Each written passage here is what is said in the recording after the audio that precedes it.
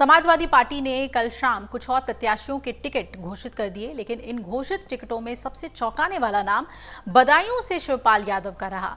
अखिलेश यादव के चाचा शिवपाल यादव को यह टिकट उनके अपने भतीजे धर्मेंद्र यादव का टिकट काटने के बाद मिला है, यानी परिवार का ही टिकट काट के दूसरे शख्स को दिया गया है। टिकटों के इस बदलाव को लेकर उत्तर प्रदेश की सियासत में अचानक सरगर्मियां बढ़ गई हैं।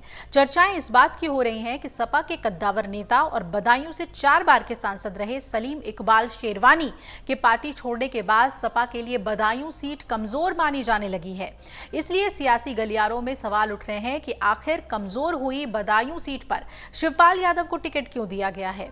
वहीं समाजवादी पार्टी ने मंगलवार को 5 और प्रत्याशी घोषित कर दिए। इसमें कैराना से इकरा हसन को प्रत्याशी बनाया गया है, जबकि बरेली से प्रवीण सिंह एरन और हमीरपुर से राजेंद्र सिंह राजपूत को लोकसभा का टिकट दे दिया गया है।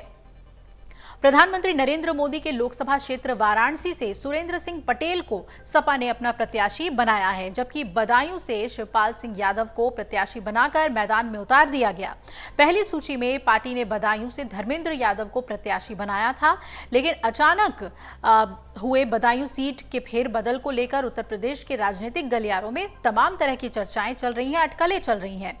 अंदरूनी चर्चाओं में कहा यह तक जाने लगा कि वैसे तो बदायूं समाजवादी पार्टी के लिए सुरक्षित सीट मानी जाती रही है, लेकिन हाल में हुए कुछ बड़े घटनाक्रमों के बाद ये सीट अब असुरक्षित मानी जाने लगी है, यानी यहां पर जीत दर्ज करना सपा के लिए मुश्किल है। ऐसे में शिवपाल यादव को यहां से टिकट देने का क्या मतलब निकाला जाए।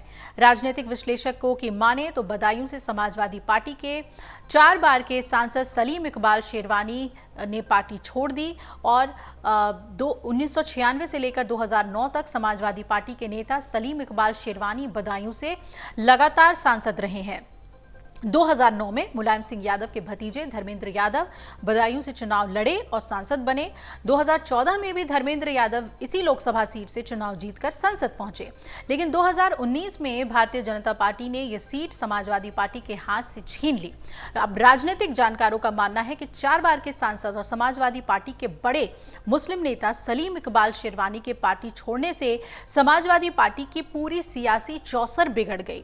वरिष्ठ पत्रकार ये भी कहते हैं कि बदायूं अब समाजवादी पार्टी के लिए उतनी मजबूत सीट नहीं रह गई है और 2019 के लोकसभा चुनाव में भारतीय जनता पार्टी ने यहां पर जीत हासिल की थी। समाजवादी पार्टी के बड़े नेता सलीम इकबाल शेरवानी के साथ मुस्लिम और यादव ये दोनों का कॉम्बिनेशन आता है और पार्टी मजबूती से आगे के सियासी राह पर बढ़ रही थी, लेकिन शेरवानी के अचानक पार्टी छोड़ने से बदायूं की पूरी सियासी गणित सपा के लिए बिगड़ गई है। यह भी कहा जा रहा है कि इन्हीं सियासी समीकरणों को देखकर बदायूं की सीट समाजवादी पार्टी के लिए अब उतनी मजबूत नहीं है, लेकिन शिवपाल सिंह यादव को उस लोकसभा सीट पर मैदान में उतारा गया है जो कि सियासी गुणागणित के लिहाज से फिलहाल कमजोर हो चुकी है। समाजवादी पार्टी से जुड़े नेताओं का ये मानना है कि शिवपाल यादव का जमीनी नेटवर्क मुलायम सिंह यादव की तरह ही मजबूत है, इसीलिए यहां पर जीत सुनिश्चित करने के लिए अखिलेश ने ये बड़ा दांव चला है। बदायूं की विपरीत सियासी परिस्थितियों में शिवपाल यादव पार्टी के लिए एक बड़े खेवनहार बन सकते हैं, इसीलिए चुनावी मैदान में उन्हें उतार दिया गया। दूसरी ओर चर्चा इस बात की हो रही है कि धर्मेंद्र यादव को सुरक्षित माने जाने वाली सीट कन्नौज या आजमगढ़ से प्रत्याशी बनाया जा सकता है।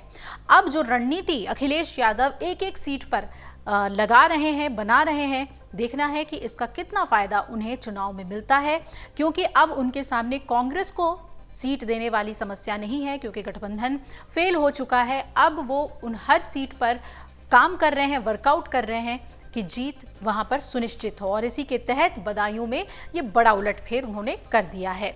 अगर आप ये वीडियो YouTube पर देख रहे हैं तो हमारे चैनल को सब्सक्राइब करें और बेल आइकन को दबाना ना भूलें। अगर आप Facebook पर ये वीडियो देख रहे हैं तो हमारे पेज को लाइक करें। अगर आप ये वीडियो YouTube पर देख रहे हैं तो हमारे चैनल को सब्सक्राइब करें और बेल आइकन को दबाना ना भूलें। अगर आप Facebook पर ये वीडियो देख रहे हैं तो हमारे पेज को लाइक करें।